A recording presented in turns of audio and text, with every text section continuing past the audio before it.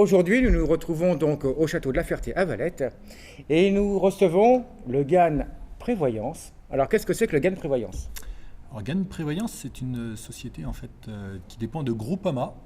Et en fait, on est une assurance, on est spécialisé que dans l'assurance de personnes. C'est-à-dire qu'on assure l'être et non pas la voiture, la maison et autres. Et donc, on fait quoi? On protège la personne en cas d'arrêt de travail, d'invalidité, de décès et aussi pour la retraite. La retraite, un sujet qui est extrêmement d'actualité actuellement. Édouard Philippe en a encore parlé récemment. Alors justement, qu'est-ce qu'on peut dire sur cette retraite? Alors, ce qu'on peut dire, c'est qu'à l'époque, on était sur une retraite qui a la retraite par répartition et par capitalisation. Deux mots barbares. Qu'est-ce que c'est que la répartition? C'est la retraite que vous avez en tant que salarié ou chef d'entreprise. Et par capitalisation, c'est celle que vous faites par capital, que vous mettez tous les mois dans le but d'avoir soit une rente, soit un capital. Actuellement, la réforme va consister en quoi?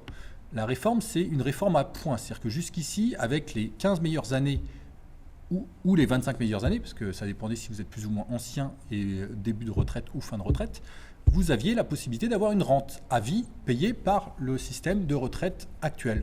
Le système à points, c'est que vous allez non plus avoir une rente à vie, vous aurez des points qui vont être donnés et en fonction du nombre de points, vous aurez ou non une retraite plus ou moins élevée, sachant que le point sera donné qu'au moment de la liquidation de la retraite, avec un minimum quand même du SMIG, 1 000 € de 2025, pas forcément de 2060.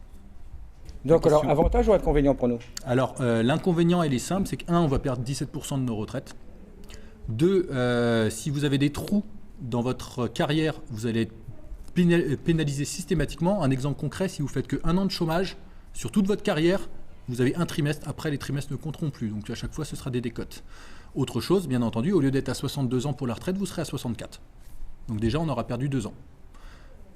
Et donc le système concret d'Édouard Philippe, c'est tout simplement la réalité.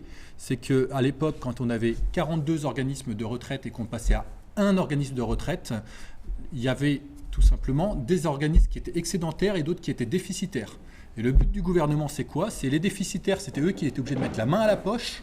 La main à la poche, c'est quoi? C'est 5,5 milliards tous les ans que l'État devait donner pour les régimes comme la SNCF et autres, parce que je ne vais pas citer, la SNCF coûte que 2,9 milliards tous les ans.